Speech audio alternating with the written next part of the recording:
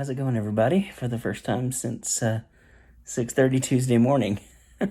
I didn't do any video work. Mind the chair, by the way. But I didn't do any video stuff in the hospital. But for those of you that don't know, a lot of my personal friends know. But for those of you that don't, I had my surgery Tuesday morning.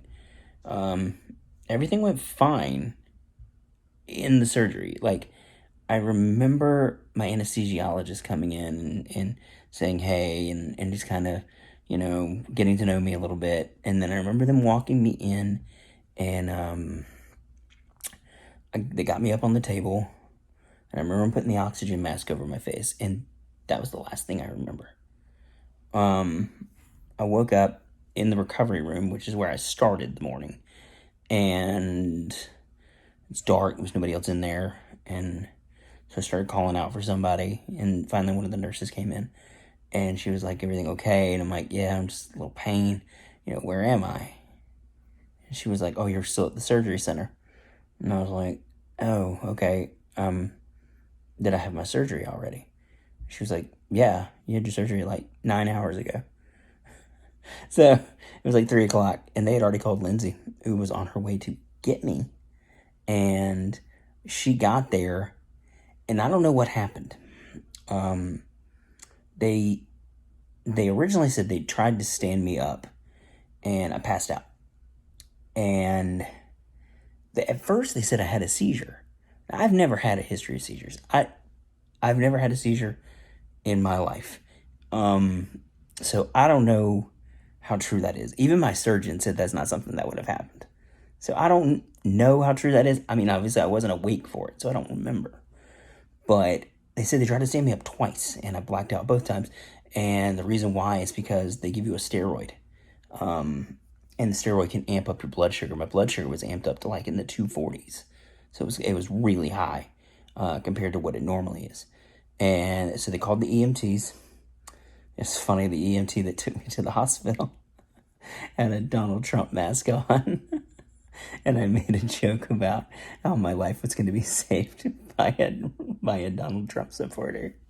But he was a really good guy. He really was. He got me to the hospital. They got me admitted. For the most part, Tuesday was really rough. That was hard. I slept most of the day, but I was in a lot of pain. So they gave me like morphine and Percocet and all this stuff to try and just make me comfortable. But I was having a panic attack, is what it was. It wasn't that I was in pain, and I was, but I was having a panic attack. I couldn't breathe. I was like, and they kept trying to put the COVID and paper mask over me, and I was making it worse, and finally they got me to calm down. I think the EMTs gave me something to kind of bring me down, and Wednesday I was a little bit better. I tried to watch some wrestling Wednesday night. I made it about 3 minutes in before the Percocet kicked in, and I was asleep. Thursday was even better. I was up moving around. I could walk.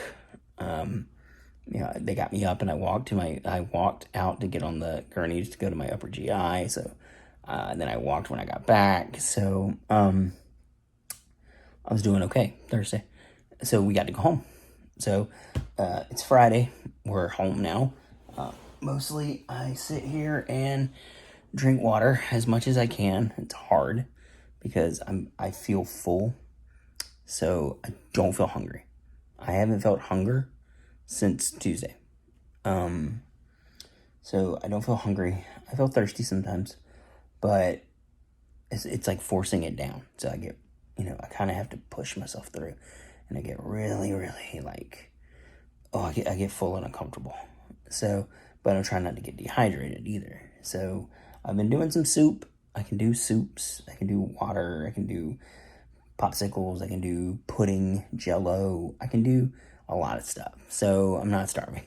I'm doing okay. So I'm supposed to go back to work tomorrow. I'm going to try, I think. I'm going to set up the table. I work from home. So I'm going to set up the table and try, but we'll see how that goes. So I think it'll be someday next week before I'm really back to myself. So I'll probably see you guys in a couple of days.